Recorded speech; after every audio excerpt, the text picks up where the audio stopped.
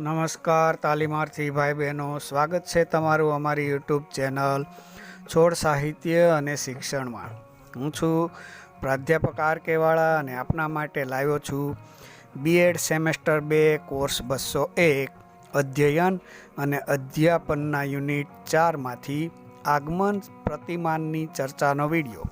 મિત્રો, આ video FY B Ed semester 2માં અભ્યાસ કરતા વીર નર્મદ દક્ષિણ ગુજરાત યુનિવર્સિટી સુરત સંલગ્ન બધી જ બીએડ કોલેજના તાલીમાર્થી ભાઈ બહેનોને ખૂબ ઉપયોગી બનશે, એટલે વિડીયોને અંત સુધી જોવા અને જરૂરી નોંધ કરવા જણાવવામાં આવે છે. મિત્રો, મનુષ્યની સમગ્ર પ્રગતિનો આધાર તેણે લીધેલા શિક્ષણ પર રહેલો છે. શાળામાં વિદ્યાર્થીઓને શીખવવા માટે શિક્ષક અવનવી પ્રવૃત્તિ અને પદ્ધતિનો ઉપયોગ કરે છે. શિક્ષકના કેટલાક વર્તનો અને તેણે આપેલ વાતાવરણથી વિદ્યાર્થીઓ આપમેળે પણ શીખે છે. મનોવિજ્ઞાનના અનેક પ્રયોગો મનુષ્યને કઈ રીતે શીખવું ને તે શીખવે છે. માણસ તો ઠીક, પણ પ્રાણીઓ કઈ રીતે શીખે છે અને તેને કેવું વાતાવરણ કે પરિસ્થિતિ આપવામાં આવે તો તે શીખે છે, તેના પ્રયોગો એડવર્ડ થોર્નડાઇક, ક્રોનબેક, સ્કિનર, ફ્રોબેલ, કોફકા, કોહલર વગેરે મનોવિજ્ઞાનીઓએ કરેલો છે. પ્રતિમાન પણ વિદ્યાર્થીઓને શીખવવા માટે ઉપયોગમાં આવે છે. આ મુદ્દાને આપણે 6 જેટલા પેટા મુદ્દાઓથી શીખીશું. તેમાં પ્રથમ છે પ્રસ્તાવના. પ્રતિમાન એટલે શું? શિક્ષણ પ્રતિમાન એટલે શું? આગમન શિક્ષણ પ્રતિમાન એટલે શું? પ્રતિમાનનું મહત્વ, પ્રતિમાનની મર્યાદા અને ઉપસંહાર. પ્રતિમાનનો ઇતિહાસ ખૂબ જૂનો છે. અધ્યાપનમાં આ મુદ્દો હંમેશા ચર્ચામાં રહેતો આવ્યો છે. વિદ્યાર્થીઓને પણ સમજવામાં ગૂંચવણ ઊભી કરે છે. ત્યારે આ મુદ્દાને સરળ રીતે સમજવા આપણે પ્રયત્ન કરીશું. આપણે આ મુદ્દામાં આગમન પ્રતિમાન સુધી પહોંચીએ તે પહેલાં પ્રતિમાન એટલે શું તથા શિક્ષણ પ્રતિમાન એટલે શું અને ત્યાર પછી આગમન શિક્ષણ પ્રતિમાનની વાત કરીશું. શાબ્દિક રીતે પ્રતિમાનની ચર્ચા આપણે આ રીતે કરી શકીએ. પ્રતિમાન એટલે મૂર્તિ, શિલ્પ કે ચિત્ર. પ્રતિમાન વ્યક્તિ, દેવતા કે વિચારને દર્શાવે છે. પ્રતિમાનનો સામાન્ય રીતે ધાર્મિક, સાંસ્કૃતિક અથવા ઐતિહાસિક સંદર્ભમાં જ ઉપયોગ થાય છે. શૈક્ષણિક રીતે પ્રતિમાનના અલગ અલગ પ્રકાર જેવા કે મૂર્તિ, છબી, તસવીર, આકૃતિ, રૂપ, સ્વરૂપ. પ્રતિમાન કોઈ વસ્તુ, વ્યક્તિ અથવા ક્રિયાનું એવું કાલ્પનિક રૂપ હોય છે જેમાં તેનું વાસ્તવિક સ્વરૂપ હોવાનો અહેસાસ થાય છે. વ્યાખ્યામાં કીધું તે પ્રમાણે જે પ્રતિમાન હોય છે તે વાસ્તવિક હોતું નથી, પણ વાસ્તવિક હોય તેવું લાગે છે. જે આપણે શાળા કોલેજોમાં છે તે વિદ્યાર્થીઓને બતાવીએ છીએ. અંગ્રેજીમાં પ્રતિમાનને મોડેલ કહેવામાં આવે છે અને જીવનમાં અનેક બાબતના મોડેલો આપણે જોયા છે. હેનરી સિસિલ વિલ્ડે પ્રતિમાનને Universal Dictionary of the English Language એ રીતે વ્યાખ્યાયિત કર્યું છે, એટલે કે અંગ્રેજી ભાષાનો સાર્વત્રિક શબ્દકોશ એટલે પ્રતિમાન, એવું તેમણે કહ્યું છે. પ્રતિમાન માન્યતાનો સમૂહ છે જે દુનિયાને જોવાની સમજ વિકસાવે છે. વિશ્વાસ, માન્યતા અને અવધારણાનો સમૂહ મળીને એક વિચારધારાનું નિર્માણ કરે છે. તેને સાદી ભાષામાં આપણે પ્રતિમાન કહીએ છીએ.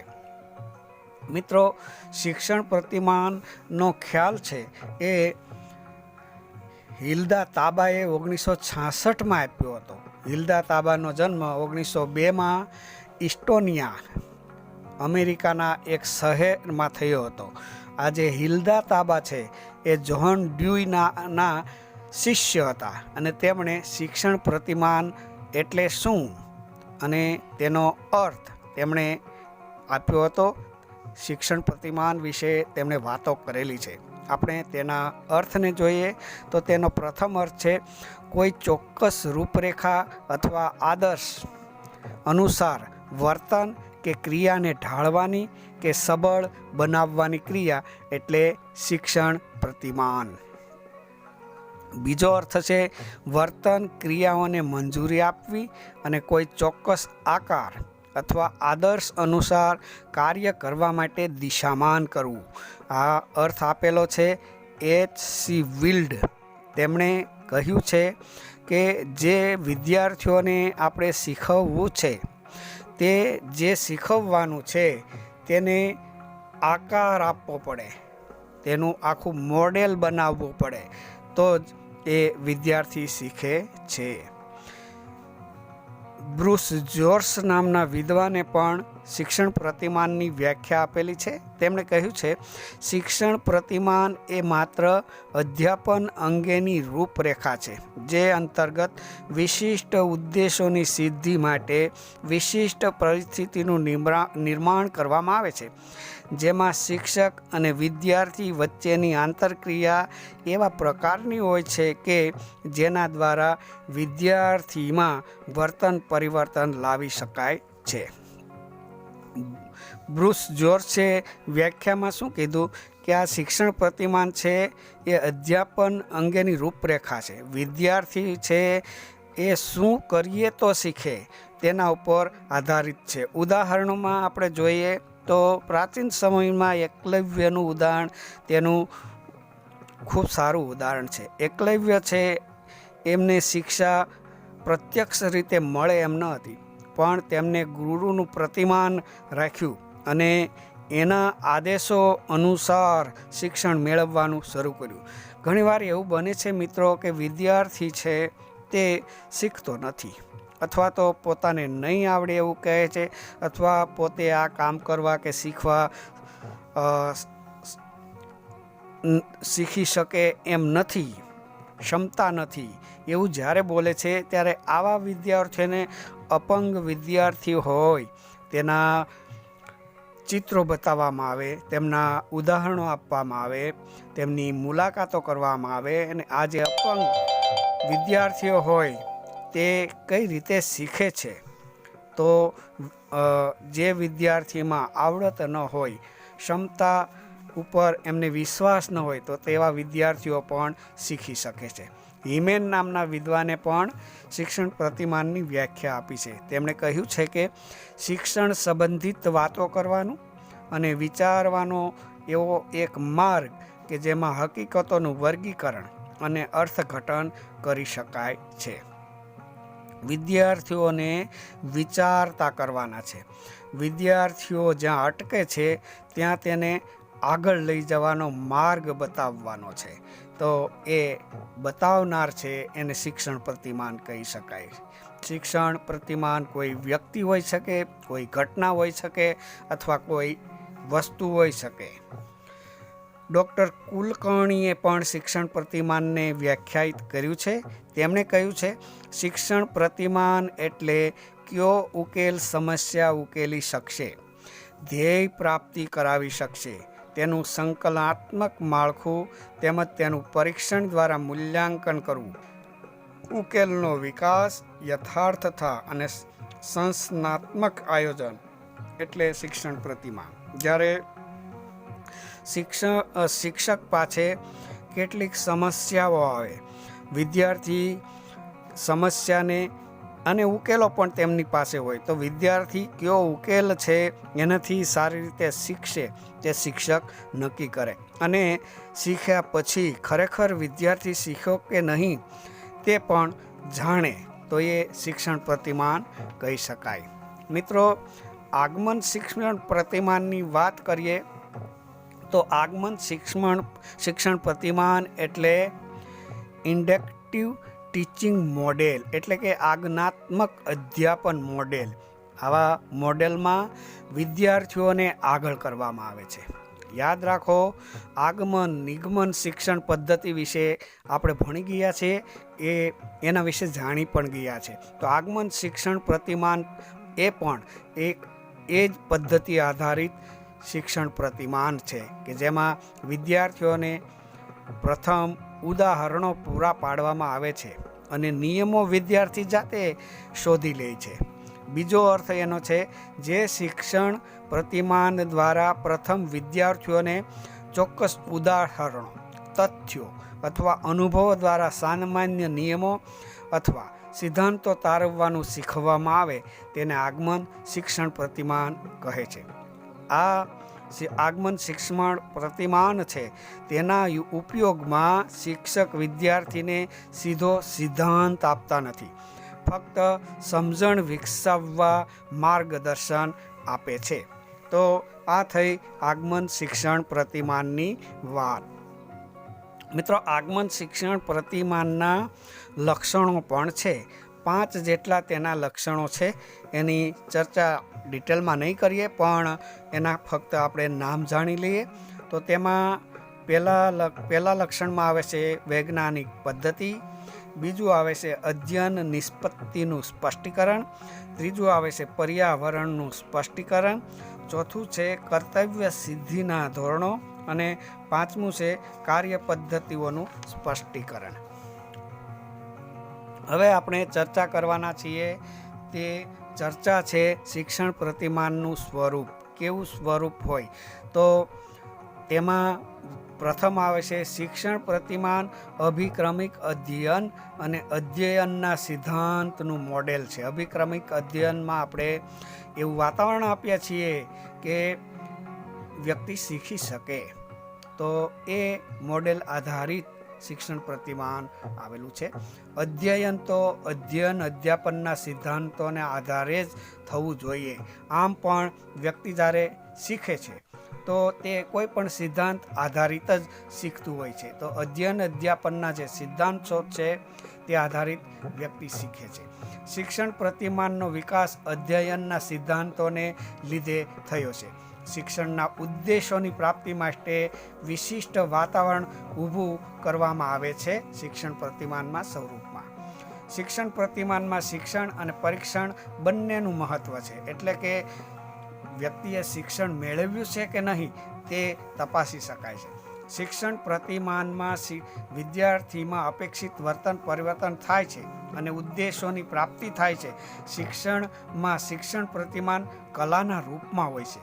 શિક્ષણ પ્રતિમાનમાં અધ્યયન પ્રક્રિયાને વ્યવહારિક રૂપ મળે છે. વિદ્યાર્થીના વર્તનમાં અપેક્ષિત વર્તન પરિવર્તન ન થાય તો શિક્ષણની વ્યૂહરચનાઓ અને યુક્તિઓમાં સુધારો લાવવામાં આવે છે. અધ્યયન નિષ્પત્તિને નિશ્ચિત સ્વરૂપમાં વર્ગીકૃત શિક્ષણ પ્રતિમાનમાં કરવામાં આવે છે. પ્રત્યેક ઉદ્દેશની પ્રાપ્તિ વિશિષ્ટ પરિસ્થિતિઓના નિર્માણ દ્વારા થાય છે. જેવી પરિસ્થિતિ શીખનારની સામે મૂકવામાં આવે તે પ્રમાણે તે પરિસ્થિતિ આધારિત શીખે છે. વિદ્યાર્થીના વર્તન પરિવર્તનો જોઈ શકાય છે. શિક્ષણ પ્રતિમાનમાં વિદ્યાર્થીની રુચિ અને વય પણ ધ્યાનમાં રાખે છે. તો આ હતું શિક્ષણ પ્રતિમાનનું સ્વરૂપ. હવે તેના મહત્વને પણ આપણે જોઈ લઈએ. તો તેમાં પહેલું મહત્વ છે શિક્ષણ પ્રતિમાન શિક્ષણના વિશિષ્ટ ઉદ્દેશોની પ્રાપ્તિ માટે મહત્વનું છે. બીજું છે શિક્ષણ પ્રતિમાનનું સ્વરૂપ વ્યવહારિક હોવાથી અધ્યયન ઉપલબ્ધિ જોઈ શકાય છે. ત્રીજું છે શિક્ષણ પ્રતિમાન શિક્ષકના શિક્ષણ કાર્યને અસરકારક બનાવે છે. ચોથું છે શિક્ષણ કાર્યમાં વિશિષ્ટીકરણ લાવવા માટે શિક્ષણમાં વિશિષ્ટ પ્રતિમાન ઉપયોગી બને છે. પાંચમું છે શિક્ષણ પ્રતિમાન દ્વારા વિદ્યાર્થીના વ્યવહારમાં અપેક્ષિત વર્તન પરિવર્તન આવે છે.